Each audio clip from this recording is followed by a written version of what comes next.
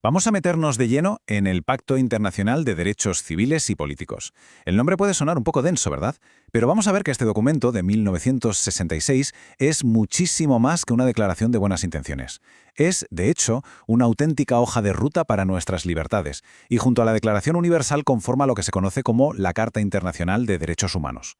Para entender de verdad su importancia, tenemos que hacer un pequeño viaje en el tiempo, a 1948. La Declaración Universal de Derechos Humanos fue sin duda un hito, una meta noble, un ideal común para todos. Pero claro, tenía un pequeño detalle: no era legalmente vinculante. Y aquí es donde el Pacto de 1966 cambia por completo las reglas del juego. Cogió esa promesa, ese ideal, y lo transformó, como vemos aquí, en un contrato vinculante, con todas las de la ley. Pasamos de las palabras a las obligaciones legales que los países firmantes tienen que cumplir.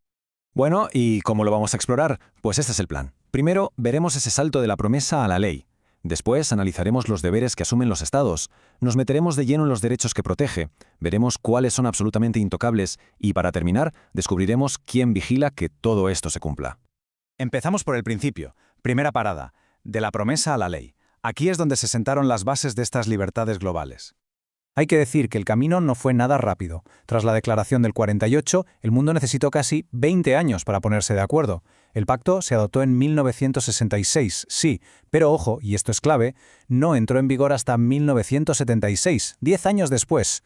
Solo en ese momento, cuando ya lo habían ratificado suficientes países, los derechos civiles y políticos dejaron de ser un ideal para convertirse en ley internacional de obligado cumplimiento. Y lo primerísimo que hace el pacto, en su artículo 1, es sentar una base fundamental: el derecho de libre determinación.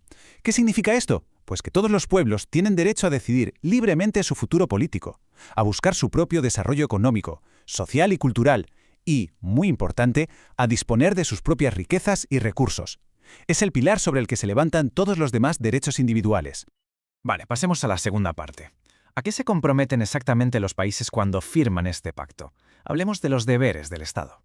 El artículo 2 lo deja muy claro con 3 pilares básicos. Primero, respetar y garantizar los derechos. Fijaos, no es solo no violarlos, es protegerlos de forma activa. Segundo, adoptar las leyes necesarias para que estos derechos no se queden en papel mojado. Y tercero, y esto es fundamental, si se viola un derecho, el Estado tiene que ofrecer un recurso efectivo. Y con efectivo nos referimos a una solución real, una investigación, una compensación. No vale con una simple disculpa.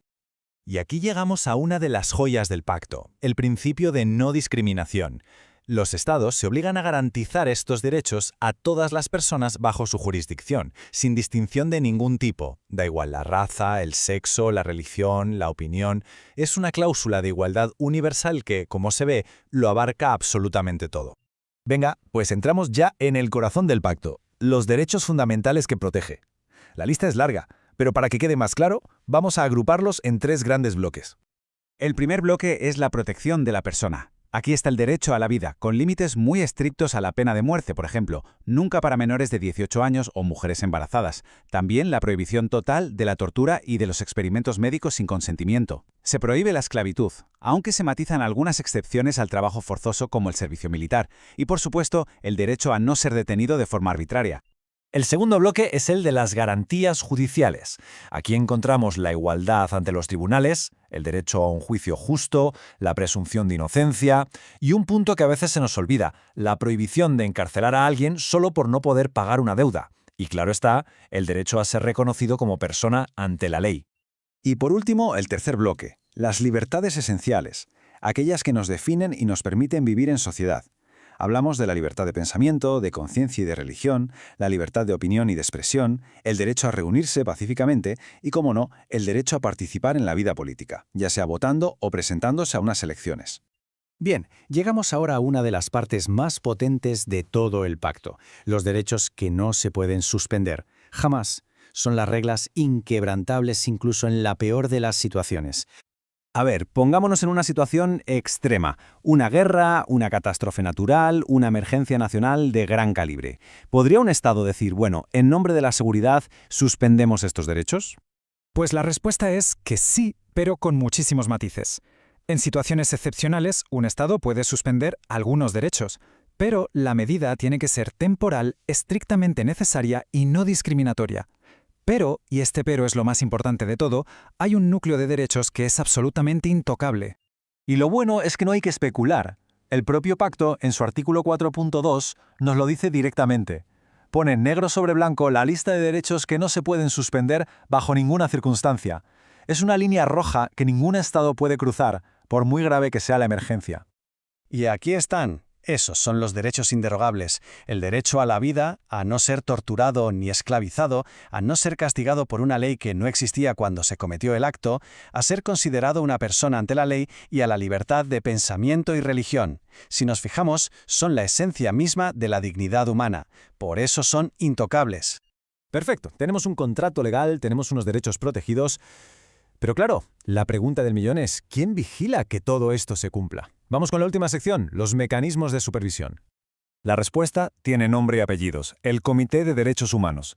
Es un organismo de personas expertas que fue creado por el propio pacto con una misión muy específica: vigilar que los estados cumplan con lo que han firmado. Este comité está formado por 18 personas, y el detalle crucial es que actúan a título personal, no como representantes de sus países. Esto es lo que garantiza su independencia y su imparcialidad. En esta tabla se resume muy bien su funcionamiento. Son 18 expertos independientes con mandatos de 4 años. ¿Y qué hacen? Pues su función principal es examinar los informes que los países están obligados a presentar periódicamente, donde explican cómo están aplicando los derechos del pacto. Es, en definitiva, un sistema de rendición de cuentas a nivel internacional. En resumen, el pacto es la herramienta que convierte ideales en ley, que define nuestras libertades y que crea un sistema para vigilarlas. Es un avance increíble, pero nos deja con una reflexión final. Un contrato vinculante es poderoso, sí, pero ¿cómo consigue el derecho internacional pasar del papel a la realidad del día a día y garantizar una protección real y efectiva para las personas?